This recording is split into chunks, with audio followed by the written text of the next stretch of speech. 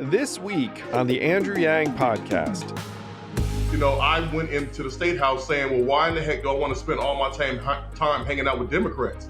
I said, because if I'm hanging out with Democrats, we're just going to be a bunch of bobbleheads and everybody's going to be saying yes, yes, yes. And I said, I want to spend some time hanging out with people who are saying no, so I can figure out why are you saying no, and can we come to some sort of consensus as to why you're saying no, so we can have an agreement as to where we can both say, all right, well, I can kind of live with that. You know, and I think that's what's best for America. That's what's best for South Carolina, to really bring people together.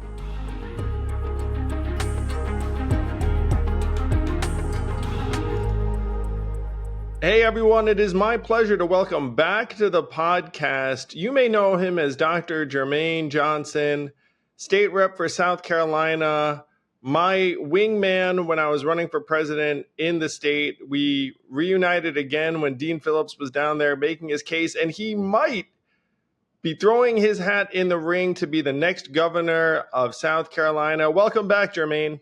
Oh, man, I appreciate you having me back, man. I still feel good about being your wingman, too.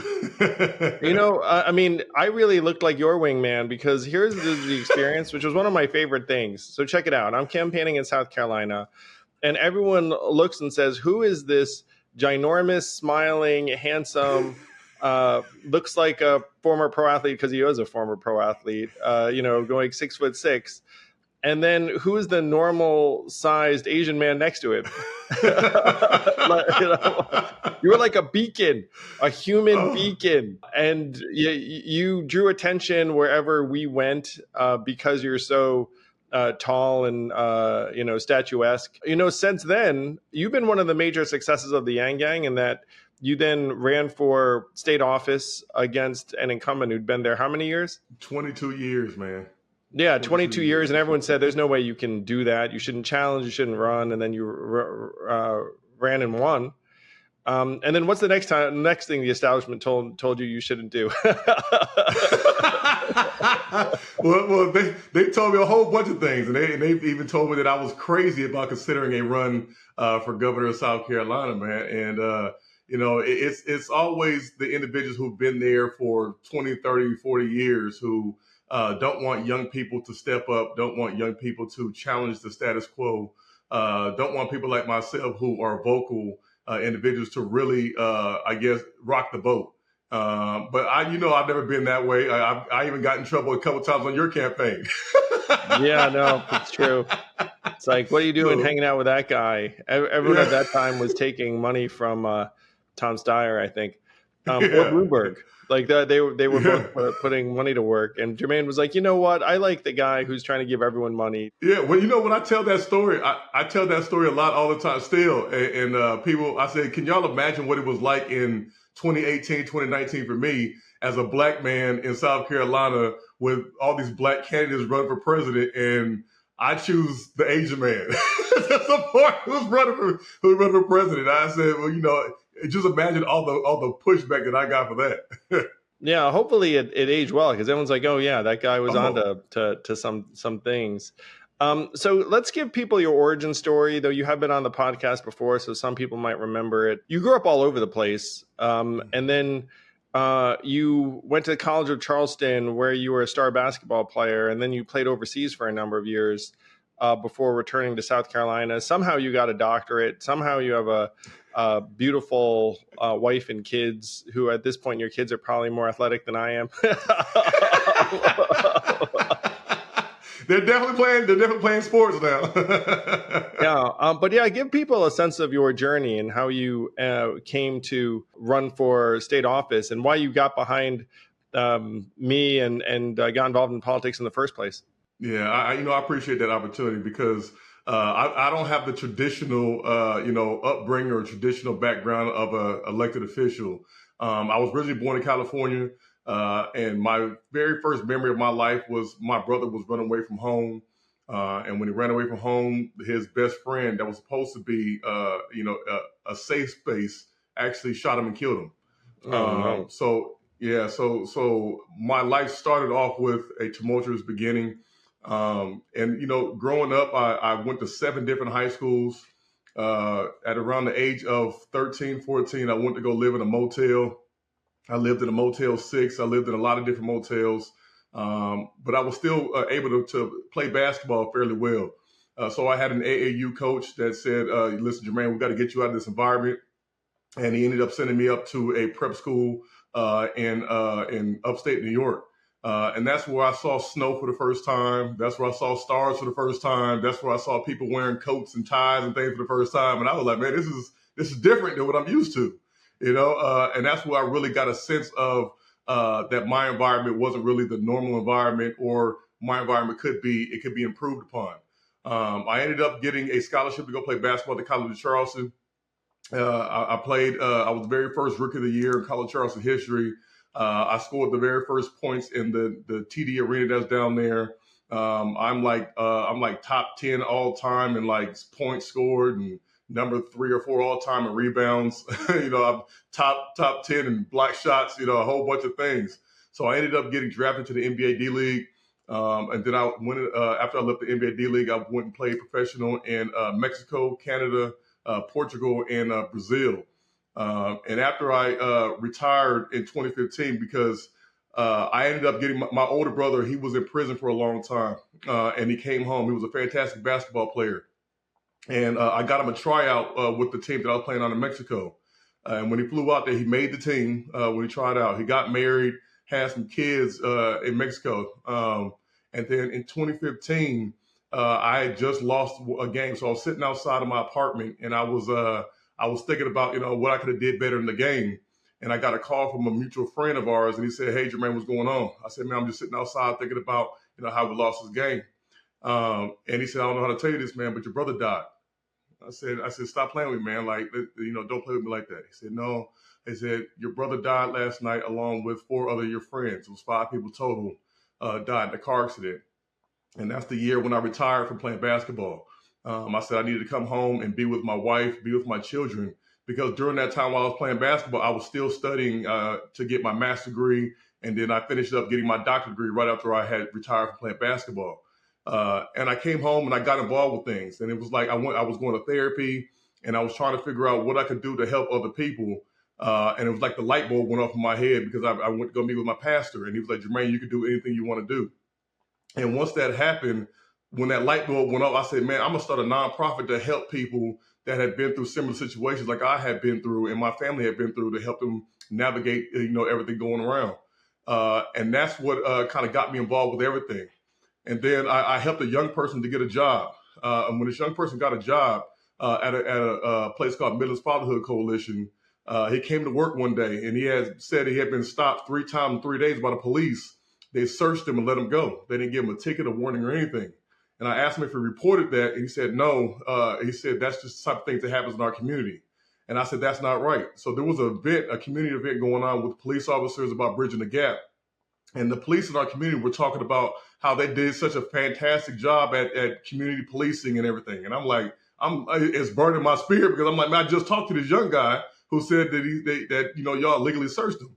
So I stood up at the podium, and I'm in my 20s at this point. And I stood up at the podium, and I say, y'all say y'all don't have these problems in this community. They're like, no, we don't do these. We don't have these problems. I said, well, you're lying to me, because I just talked to this young person who said what y'all did to him and how y'all searched him and let him go, and that why he didn't report y'all. And after I went on to chastise the police, I actually got a standing ovation from the people in the room. And I'm like, oh my God. So I'm leaving this event, and I get a tap on my shoulder, and this gentleman says, Jermaine, you're exactly what we need. Like, you are the future. These young people look up to you. That you can lead these young people. And that was State Representative Joe Neal. And that was the very first politician I had met. State Representative Joe Neal was very instrumental in having the Confederate flag taken down from the State House dome. And he became my mentor at that point in time. He discovered me in terms of politics. And that's how I ended up getting involved with everything. And then I was looking for people. This was when the presidential campaign was about to start up. I was looking for people to support, and I found this guy by the name of Cory Booker, and I was like, this guy Cory Booker is pretty darn cool. I like this guy. I even have a picture with him. I have a picture with him from back then, and I was like, this guy Cory Booker he's real good. He made me feel good. He made me feel like a real good person. He was a black guy, and I was looking at him. I said, man, like, this is cool. But then I started really, really honing in, and this is when Donald Trump was around, and I thought about how Donald Trump's people feel. He was getting people to support him based off of emotions. And I said, man, well, I'm supporting Cory Booker based off of my emotions about how I feel. And I said, well, let me get back out here and really look at who's really talking about solutions. And then I was reading in a magazine about some Asian man that wanted to give everybody $1,000 a month. And I was like, well, that's interesting. So I started searching. And then that's how I ended up saying, man, this guy is really talking about some good stuff. And then I went to a Walmart in my community, and I saw a robot riding around a Walmart in my community, in this rural community. And I said, I'm sold. And that's when I started telling everybody about Andrew Yang. I started telling all the people, the young Democrats, about Andrew Yang. And then I got a phone call from somebody saying that Andrew Yang's campaign is looking for people who are going to support him. And I said, my wife was pregnant this time. I don't know if you even know this. My wife was pregnant, and we were at a hospital appointment, and I was running around the parking lot talking about Andrew Yang's campaign wants to talk to me. I was so excited, man. And that's how I got involved with you, and then when you came down here, that's how I set up your weekend and everything. So that ended up getting me here. Well, we had a wonderful time together. You were a joy to campaign with, genuinely. I mean, multiple levels. And I'm pumped that after the campaign ended, you just turned around and decided to run for office. You unseated an incumbent who'd been there for a long time. Yes. And then you arrive in the state capitol. How was your experience showing up there as kind of the new kid on the block? Well, I'm gonna tell you, the Yang Gang made it actually possible for me to even be here. When I announced that I was going to run against this 22-year incumbent, obviously, the establishment came out against me. All the longtime senators were doing radio ads against me. I mean, the school board members, the sheriff. I mean, everybody was doing all these different ads against me because obviously I was a young guy. The guy I beat was literally 50 years older than me. He had been there forever. And me being, this young guy, they were like, man, this guy has no shot. He's young, he's black, he's too inexperienced, doesn't have the connections. So when the Yang Gang kind of powered me with financial support, I got donations from all 50 states because of the Yang Gang. Wow. All 50 states donated. So I was the only candidate in South Carolina that got donations from all 50 states. And because of that, I came in not like a regular. I came in like LeBron almost, man. It was not normal, man. It wasn't normal when I came in there. So I was like star power from the day I got in there, and I was on the newspaper and in the media all the time from then.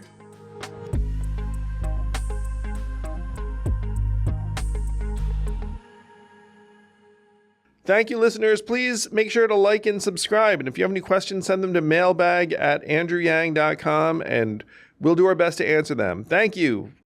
Summer is here, everyone. And where do you not necessarily want to be? Slaving over a hot stove cooking food. That's where Factor comes in. Factor's chef-crafted, dietitian-approved meals are ready to eat. Just heat them up in a few minutes, and you will be eating fresh, healthy food in no time. I'm not much of a cook.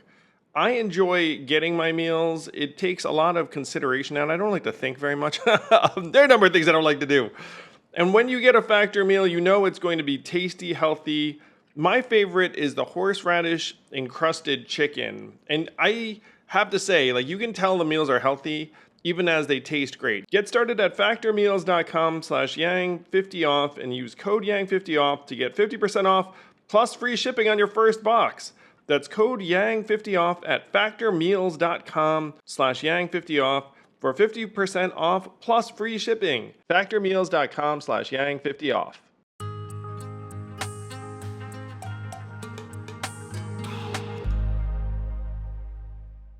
You do have the aura of a star, Jermaine. So people who can't get a sense of it based upon your Zoom or your voice, what are you, 6'6", 270? I mean, you've trimmed down a lot. You've dropped a lot of weight. I'm 6'7" today. I'm 270. Yeah. Actually, I'm 268 now. You never know which Jermaine you're gonna get. I lose weight, gain weight. So this time I'm 6'7", 268 pounds. Yeah, you just have this massive aura around you and this magnetism, and people, you come in a room and everyone's like, "Who's that?" And because you're smiling and positive, then everyone's like, "Oh, I need to know that guy. I need to listen to him." And so you're showing up in the State House. It seems like you've created some unusual friendships and relationships too, that people who might not have thought that they would gravitate towards you have found them, found themselves working with you on various things. And since I've announced this exploratory committee to consider running for governor, you will see, like, you would expect that a Democrat, especially in South Carolina, would receive all this hate mail or hate emails or hate posts, things like that. But for me, it's been on the opposite. For when I announced this, I've received positive feedback from Republicans, positive feedback from Democrats, from independents, from Green Party folk. All of them saying that they want to help me with the campaign. They want to help raise some money. They want to be a part of the campaign. And it's been a broad spectrum, very, very similar to like when you were running and how we had the events. And when you asked, who was Republican, who was Democrat, who was Green Party and all that. And, you had pockets of people raising their hands. My support system has been the same. I've had pockets of people raising their hand from all different sides of the political spectrum. And that's because, I went into the State House saying, well, why in the heck do I want to spend all my time hanging out with Democrats? I said, because if I'm hanging out with Democrats, we're just going to be a bunch of bobbleheads and everybody's going to be saying yes, yes, yes. And I said, I want to spend some time hanging out with people who are saying no so I can figure out why are you saying no and can we come to some sort of consensus as to why you're saying no so we can have an agreement as to where we can both say, all right, well, I can kind of live with that. And I think that's what's best for America. That's what's best for South Carolina, to really bring people together. So I spent a lot of time with the Republicans. I mean, I spent a lot of time going to their houses, hanging out with their kids, doing things that they like to do, going to their events. I've got some Republican groups in my district. I go speak at those Republican groups where I'm literally the only black guy in there. There's a bunch of old white Republican men, and I'm the only black guy in there. And I'm hanging out and spending time with them because I truly do want to get to know other individuals, but I also want to break down those barriers. I want to break down the people being afraid of a big black guy. I want to break down those barriers and say, hey, listen, we're not different at all. And our priorities need to be lined up correctly so that we can truly all benefit together. So, Jermaine, you've been a state rep now for a couple of years. Is there anything that you're particularly proud of that you've helped accomplish? I'm going to tell you, the one thing that has happened recently that I'm extremely proud of is I, as the Democrat, worked alongside of a Republican by the name of Brandon Cox, and we went together to get passed and sign into law the first monument dedicated to a single African American that will be placed on the State House grounds coming up in the next year or so. It's the only monument, and is of Robert Smalls. And if everybody knows who Robert Smalls is, I encourage you to look Robert Smalls up. Robert Smalls was a slave out of Beaufort, South Carolina, and he actually he commandeered a Confederate ship, sailed out of the harbor, got his family on the ship, learned all the sign language of the Confederates to get out of the harbor. Then he had the audacity to come back and got some more people, left again. Then he ran for State House. He won. Then he ran for Senate. He won. Then he ran for Congress. He won. And he actually helped start the Republican Party of South Carolina. He actually helped to start the public education system in South Carolina. And this was a black guy who did all of this. And then to show his true character, what he did was after he was this amazing man, he bought the house that he was enslaved in. And then his enslavers, the wife, he actually took care of her until the day that she died. These are his literal people who used to own him. But because of the lady, she had dementia. She couldn't remember anything about where to go or anything else. All she knew was the house that she was in. So he decided to show his love, his compassion, and take care of this woman until the day that she died. That shows the character of who Robert Smalls was. A very deserving individual to have a monument put on our State House grounds, and it will probably be the last monument we will ever have installed on the State House grounds. And I worked alongside of a Republican to make sure that happened. Wow, what an incredible testament to his legacy. When I was in South Carolina, I went to one of the places where the slaves were offboarded after they got off the ships, one of these structures, and wow, you could feel like a particular energy of the place, and not in a good way necessarily. Like you just felt like there was like this incredible level of human suffering and subjugation, and like at that physical location. because you can imagine how many slaves were transported and then offloaded, and then it really hit you hard. When I was in South Carolina too, I went to a museum and there were books on various. We brought our kids when we were in South Carolina. We brought the family to a museum, and there was honestly like a very, very messed up book about slavery in this museum where we were just like, whoa, that exhibit like probably needs a little bit of fine tuning. A little bit of modification. I mean, I'm not someone who's terribly sensitive about a lot of things, but even I was like, yo, that's not cool. Yeah, you might know what I'm talking about. So my boys were like, looking at various things. And I was like, yeah, don't look at that one.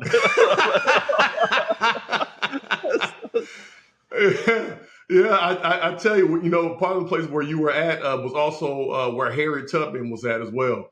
So there's lots of history in this area. We have the new International African American Museum down in Charleston. It's second only to the one in Washington, D.C. And just a bit of historical context for myself. If I do run for governor and I am the Democratic nominee, I would only be the second African American nominee in the history of South Carolina. Only the second. So there was one other guy. It was in 1990 by the name of Theo Mitchell. He's now 86 years old, living in the upstate of South Carolina, and I would only literally be the second in 2025. I'd only be the second African American. So it's an interesting dynamic we have down here. But I tell people right now, I'm not looking to make history. I'm not looking, to be the first black governor or any of that type of stuff. I'm looking to make people's lives better. I just so happen to be a black guy who was trying to make the lives better of everybody.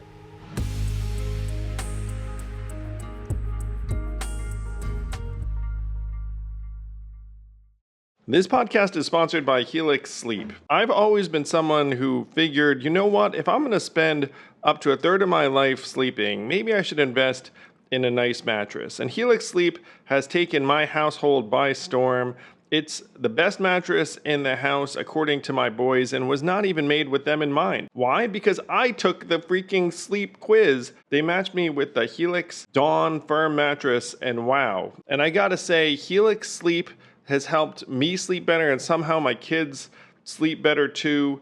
It's the mattress that will actually be a difference maker, and if it doesn't fit your bill, then you can just send it right back. I wanted to partner with Helix because I actually use this mattress, and I genuinely believe in it. Go to helixsleep.com/yang for 27% off site-wide, exclusive for listeners of the Andrew Yang podcast. That's helixsleep.com/yang for 27% off site-wide. Make sure you enter our show name after checkout so they know we sent you. helixsleep.com/yang.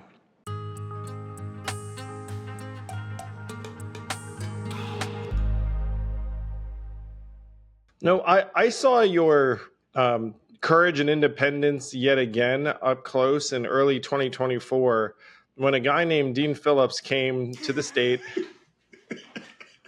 And to say that people gave him the cold shoulder would be an understatement, because you had glowering Jim Clyburn there being like, hey, no one spend any time with this guy because he's challenging our president, Joe Biden, and South Carolina and Joe Biden are like this, and Jim Clyburn and Joe Biden are, hip to hip. And you were just about the only elected who was willing to appear with Dean Phillips and say, hey, this guy's a sitting member of Congress. He's vice chair of the DNC. Like, he deserves his say. And I can't imagine, because, there are all these people around you. I can't imagine the kind of pressure you must have withstood to stand with me and Dean in the state. Yeah, I got a lot of media was asking me, hey, you're probably the only Democrat who hasn't come out to fully endorse Joe Biden for re-election. I said, well, I'm not going to come out. I said, well, I'm not. I said, I truly believe in democracy. I truly believe that everybody should have their fair share or their fair say. And if there's a sitting member of Congress, we have to show respect respect for the office, respect for the work that has been done for the people. I mean, I felt like as a member, and I'm gonna just talk about being a member of the Democratic Party for a second.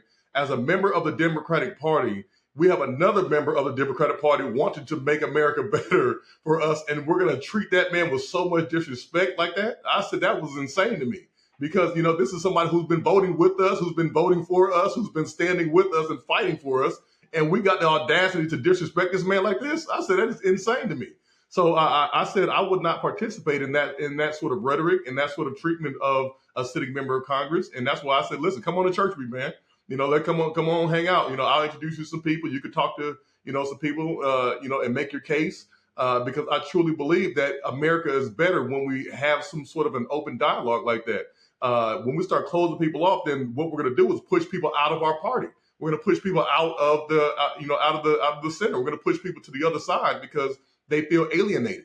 And I've had that situation here in South Carolina where people have tried to get me to run for different positions outside of the governor position. If I'm like, no, we have somebody who's already wanting to run for that seat. Why would I want to run, overshadow this person, and then this person feels alienated, and then they say, you know what, the Democratic Party or these people didn't support me, so I'm gonna go over here, and then all the people that supported that person are also going to leave with that person.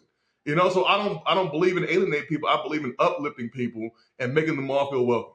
Well, you did a great job with Dean. I know he's indebted to you, as was I, and it was lovely going to church with you and your community, and then having Dean meet with various folks, and people would be like, hey, you know what? He seems kind of okay, or sane, or lucid, or well-intended, as opposed to like this, narcissistic figure that like others, were accusing him of being.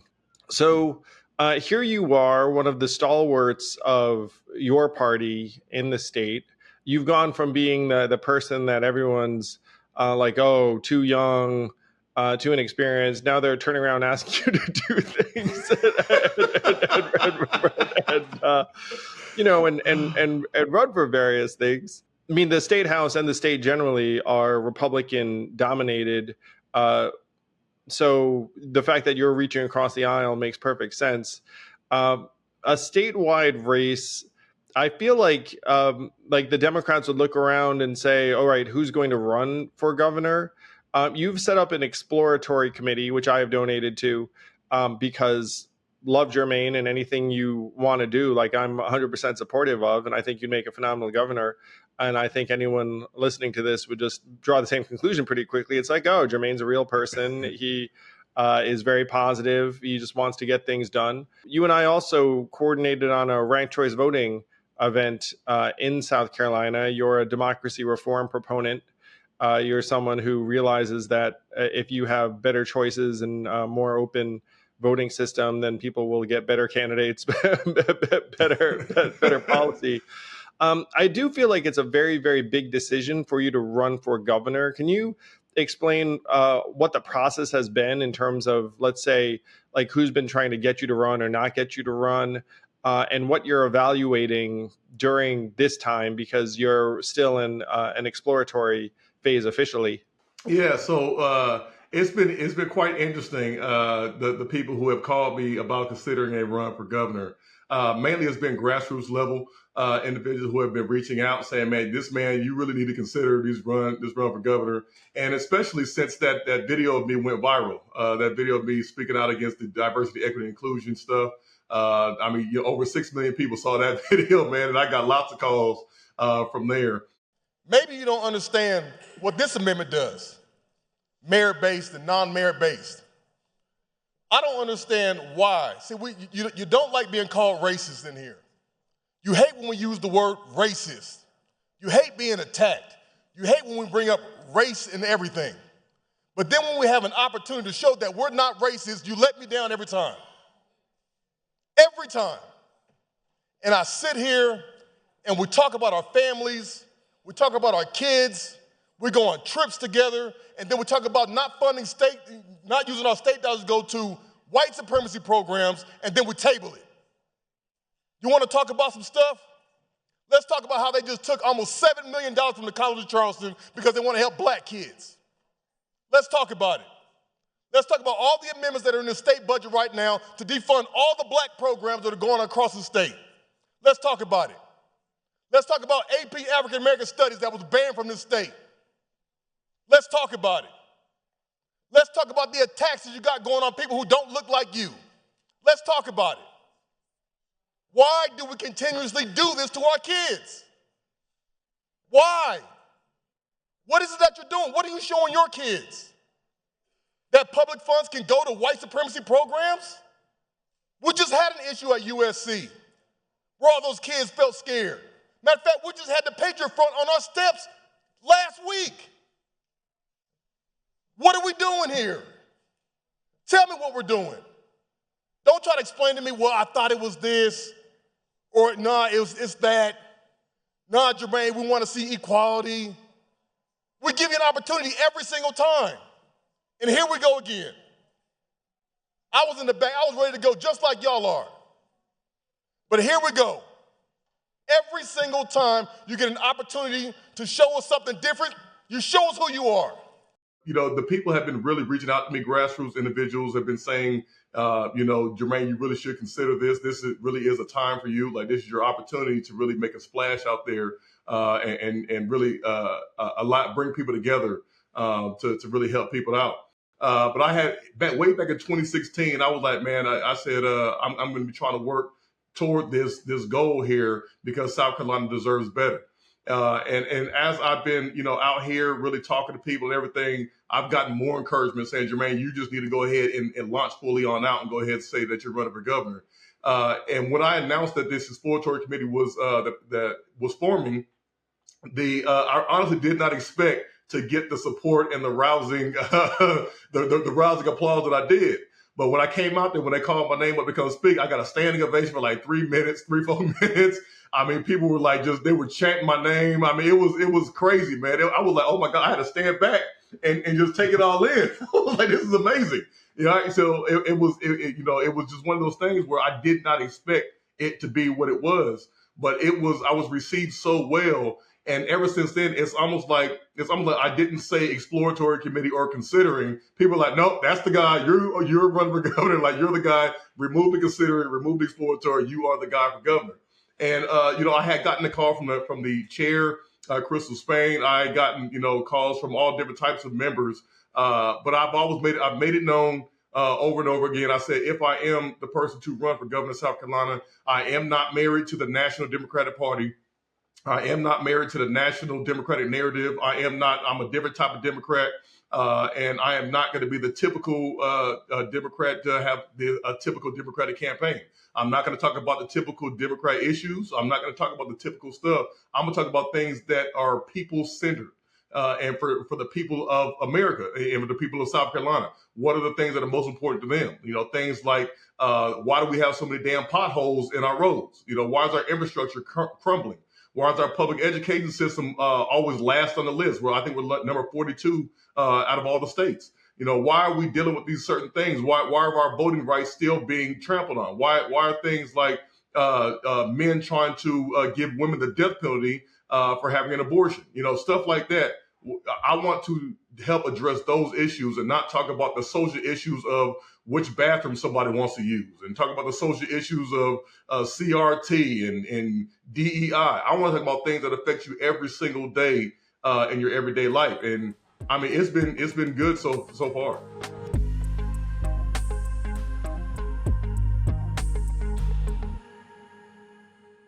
Do you order food at home? Do you live in the Northeast? Have you tried Wonder? If you haven't, you are missing out. My friend Mark Laurie has started a company that is optimized for food delivered fast, fresh, and delicious to your home. Licensed recipes from celebrity chefs. You can order from multiple restaurants in the same order, so it's ideal for families. I order from Wonder a little bit too often, honestly, but it's a game changer. So feel free to give it a try. Go to wonder.com. And if you use code Andrew104, you will get $30 off your first 2 orders, and I'll get a little bit of free food. Andrew104 at wonder.com. Give it a shot. This podcast is sponsored by ExpressVPN. How did you choose which internet service provider to use? The sad thing is, most of us didn't have much of a choice because ISPs operate a lot like monopolies in the regions that they serve. They then use this monopoly position to take advantage of customers, and yes, they even sell your data, your activities to advertisers and big tech companies, and you don't see a dime. That's why I protect my internet surfing and devices with ExpressVPN. When you use ExpressVPN, it's like a magic portal to a perfectly safe and anonymous internet. And don't take my word for it. This is the #1 VPN service according to CNET. It's used by major companies all over the world. So stop handing over your personal data to ISPs and other tech companies who then mine your activity and sell off your information. Protect yourself with a VPN I trust to keep my privacy online. Visit expressvpn.com/yang. That's expressvpn.com/yang to get 3 extra months free. Go to expressvpn.com/yang right now to learn more.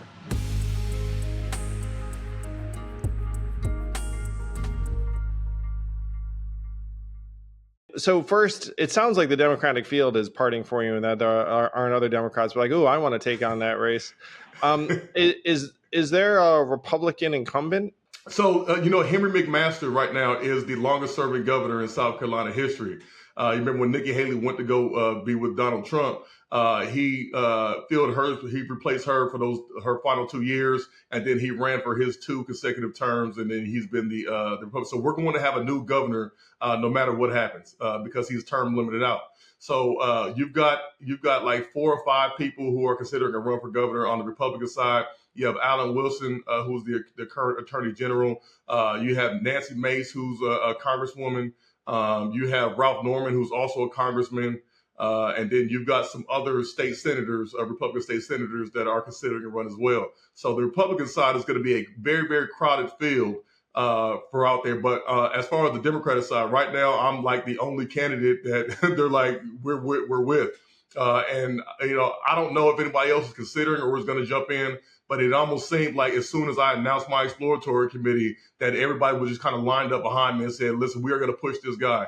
And a lot of Republicans on the Republican side, in the Senate and in the House, they've made public statements about me. They said, no, Jermaine is probably the best Democratic candidate we've seen, in recent memory. He is the one that, he's really the one. If anybody has a shot to win it, he's the guy that has a shot to win.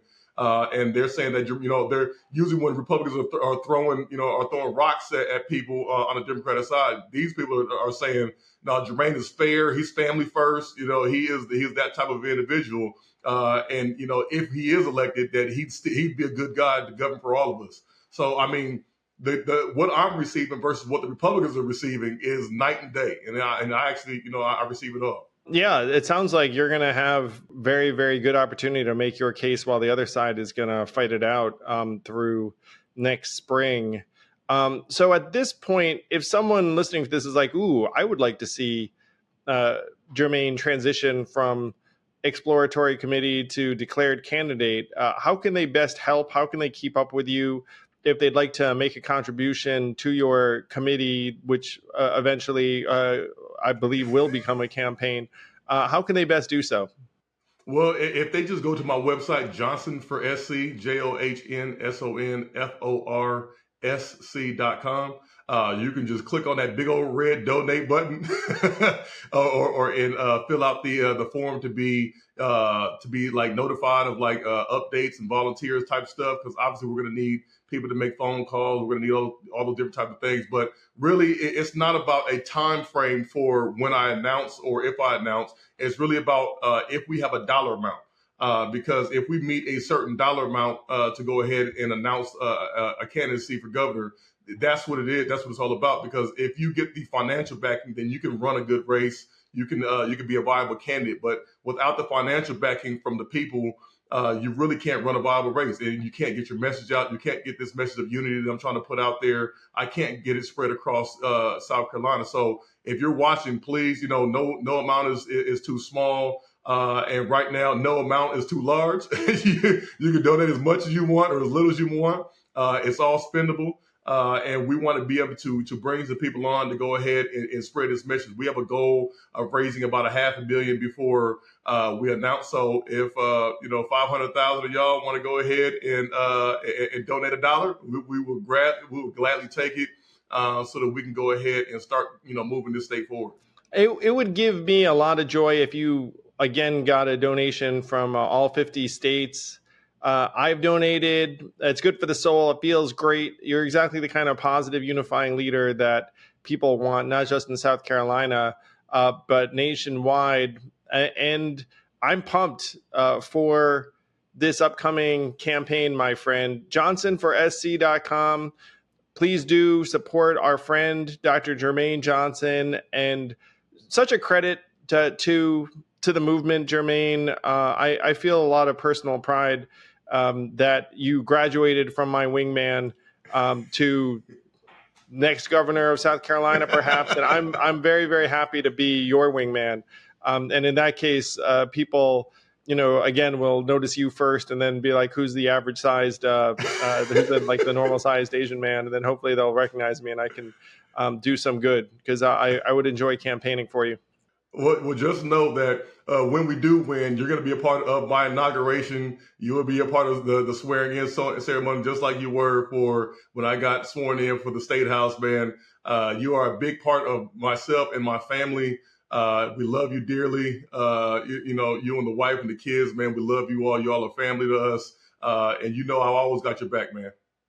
No, right back at you, man. And again, like watching you stand next to Dean Phillips when no one else would, I was like, holy crap. Like, Jermaine is like the definition of character and leadership. And I dare say that history made your stance look better and better. Unfortunately, yeah, it really Hey, I think I still get people in the State House now. They're like, Jermaine, you probably made the best decision out of all of us. I'm like, yeah, I know. Johnson for SC. We'll see you soon, Jermaine, and pumped for this next stage. Appreciate you, my brother. I always appreciate you.